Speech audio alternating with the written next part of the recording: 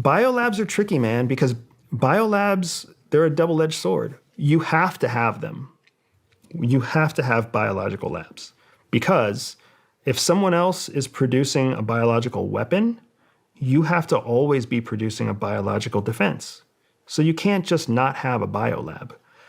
The flip side is, if your enemies are creating a biological weapon and you're not creating a biological weapon to combat their weapon, then you run the risk of you're doubling down on the idea that you're going to create a solution or a defense that works. Nobody wants to play only defense. Well, why would we put something that sophisticated and that dangerous in a third world country that's right next to Russia? Why do you think we would do that? Deniability. Deniability, lower cost. Do you know where some of the most advanced European drone manufacturing companies are? I do not. Belarus. Really? Why are they in Belarus? That's a damn good question. I mean, because it's cheap. It seems high risk. High risk, high reward.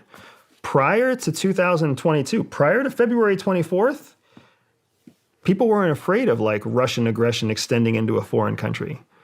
Everybody was very focused on exponential growth.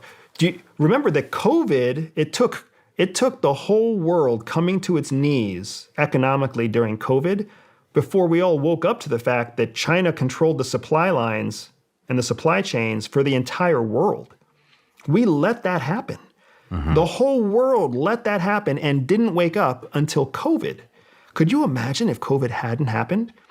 China would still be at the center of the world's supply chain, and we would still be blind to it. I mean, they still are, correct? In many ways, they still are, but now at least we're trying to diversify.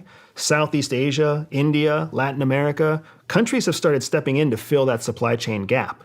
And at the rate that we're growing, China will lose its dominant role, ideally, in the next 5 to 7 years as we diversify supply chains. But the truth is, had COVID never happened, we would have never turned on those additional supply chains. The same thing is true in Europe. Had Russia never invaded Ukraine, we'd still be putting high risk, high reward opportunities like modern day technology and biolabs into third world countries. We're only talking about Europe, brother. Think about Latin America, think about the Middle East, think about Southeast Asia. How much investment is in those third world countries because of the cost of labor, natural resources, ease of shipping lines, right? It's insane.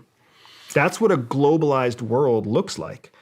So we I feel like, again, going back to like a large scale question, we're at this place as Americans, we're at this place where we have to ask ourselves the question, what's the future that we really want?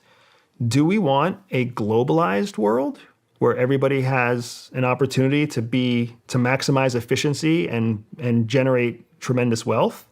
Or do we want to be a country that has monopolies and opportunistic advantages, and we control who gets opportunities and who doesn't get opportunities?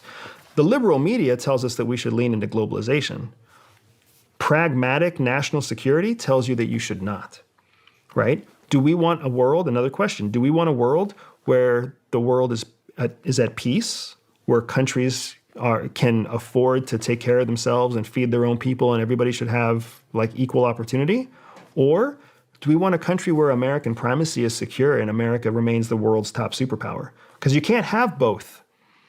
You can't let Europe grow in terms of influence and let China grow in terms of influence and let Russia grow in terms of influence because you want them to have more power to control their own peace without taking away from American primacy. If you want a long-term secure America, essentially you want exactly what we have right now, where NATO is forced to do what America tells them to do, where America can single-handedly fund a conflict in a third world country, right? Where we as Americans only have to worry about one enemy at a time. And our one enemy that we have to worry about right now is China.